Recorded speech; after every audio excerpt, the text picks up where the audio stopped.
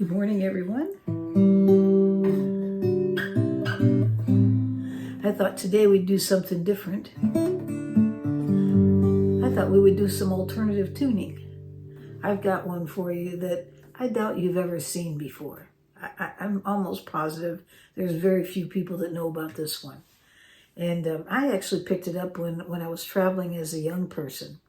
You know, back in the 70s, there were a lot of really great artists that they were writing their songs around alternative tunings. And still today, a lot of artists will use that because they're open, they ring out, they're very inspiring. And so they're a lot of fun. They really are. I know some people would say, well, I haven't figured out how to play in the standard tuning yet, so why would I change? Well, I started it as a young person. I just like doing different things. And in fact, you know, I kind of had some turbulent times as a teenager. Of course, what teenager doesn't, right? I left home at a very young age, hitchhiked all over the country. I was fortunate that I had a lot of help along the way and got involved with church and everything. So it totally changed the course of my life, getting involved in church. Otherwise, it would have been a disaster for sure. But I have a lot of life experiences and met a lot of people when I was traveling around the country. And when I carried a guitar everywhere, it was like a best friend. And you'd meet people and they'd say, hey, did you ever try this? Well, that's what I want to show you today. I want to show you one that was shown to me that it's just a lot of fun. And it's really, really easy to get into the tuning. And I think the chord shapes that you play with it are super easy as well. So I thought I'd share that with you today and just see if if you have as much fun as I had with it and still do. So let's just get right into it. So this tuning that we're going to do, it's totally different in that it's not a DADGAD, it's not C, it's not open C, or it's not open G, and it's not drop D. It's none of those ones we hear all the time.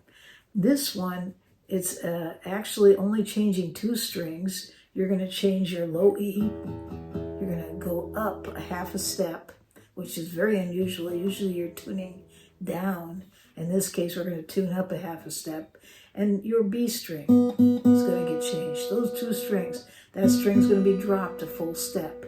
Okay, so once you do that, you're in the tuning that that I want to show you today, some chord shapes. So let's make the changes. So how do you get up a half a step? All you have to do is fret your first fret. Fret your first fret.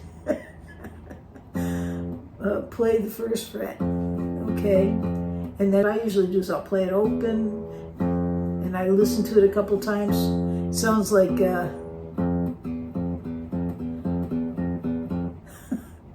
Okay, let's not go there. Okay, so you hear that, and that's where I want to go. If I listen to it a few times, I can go right to it. The other thing is you can go to the 5th string, go down to the 8th fret, and there it is there too.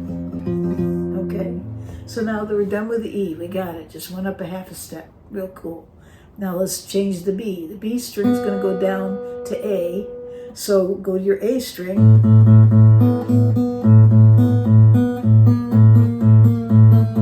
use it as a reference. And there we are.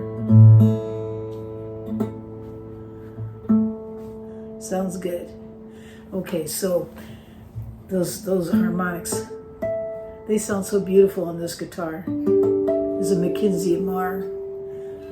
Great guitar. It just rings out. Anyways, I'm getting sidetracked again. Okay, so now we're in our alternative tuning.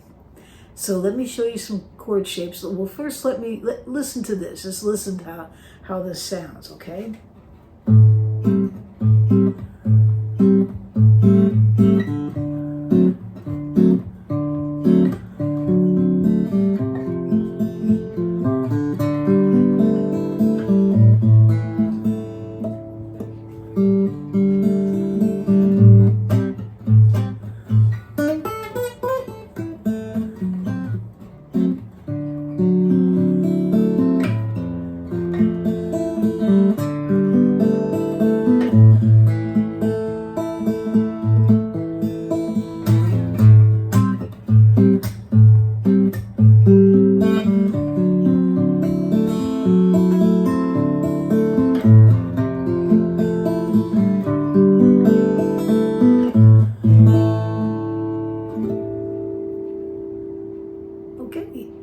cool, huh?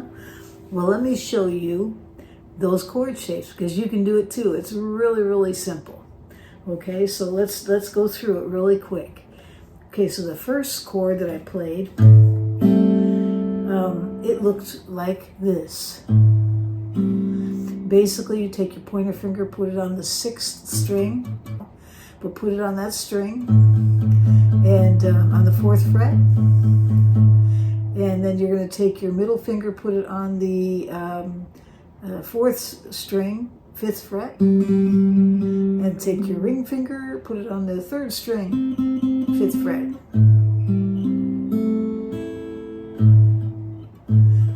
You could actually play all the strings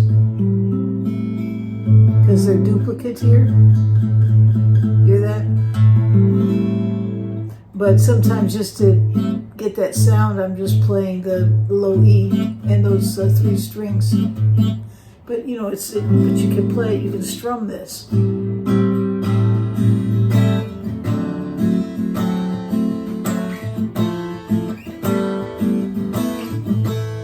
can do that, okay? But in this case, we're picking up a little beat to it.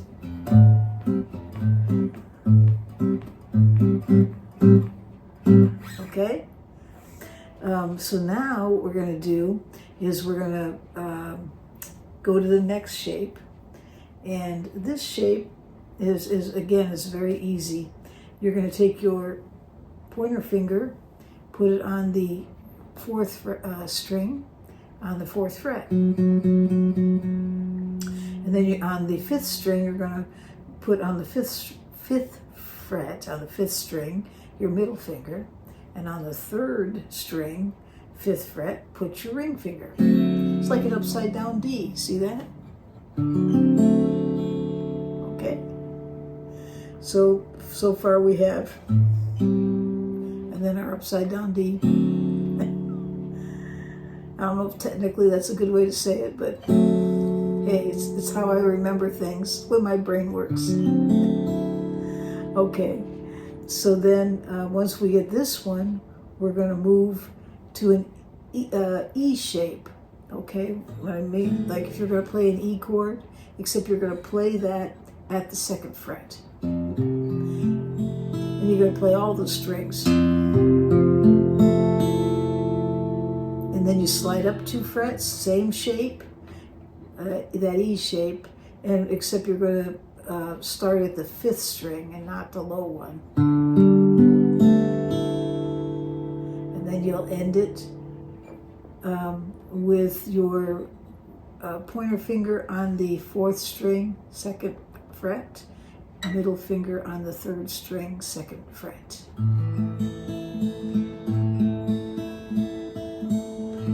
It's actually an A because this is an A.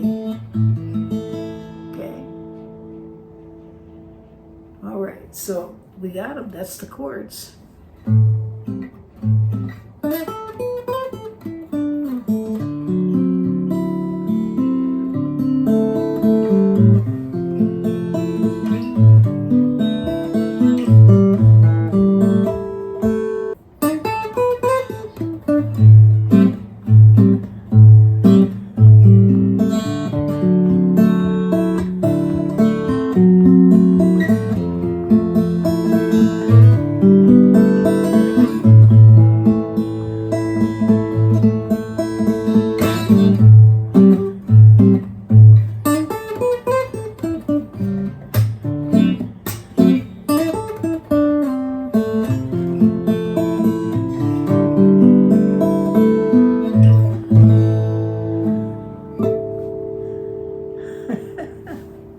All right. Well, I hope you have some fun with that. Give it a try. If anybody knows all the little technical names, share them. I'd like to hear it. I enjoy reading everyone's comments. I really do. Anyway, so I think we're going to call it that. And I want to thank everyone for the subscribing. It's been wonderful. I've watched the numbers grow, and it just thrills me. I'm having so much fun with it. It's just been a lot of fun. So I think, well, beyond that, oh, I know. I was trying to think of what I wanted to tell you before I end this. I am still going to do the live. We're going to do it, but we're going to wait till after the holidays. There's just too much going on. And then I'll get it scheduled and get that information out to you. Okay? So let's end right there. And I hope you all have a great day out there. And it's hot, so watch the humidity. Protect your guitars. My humidity here in Northern California is still 45, so I'm doing good.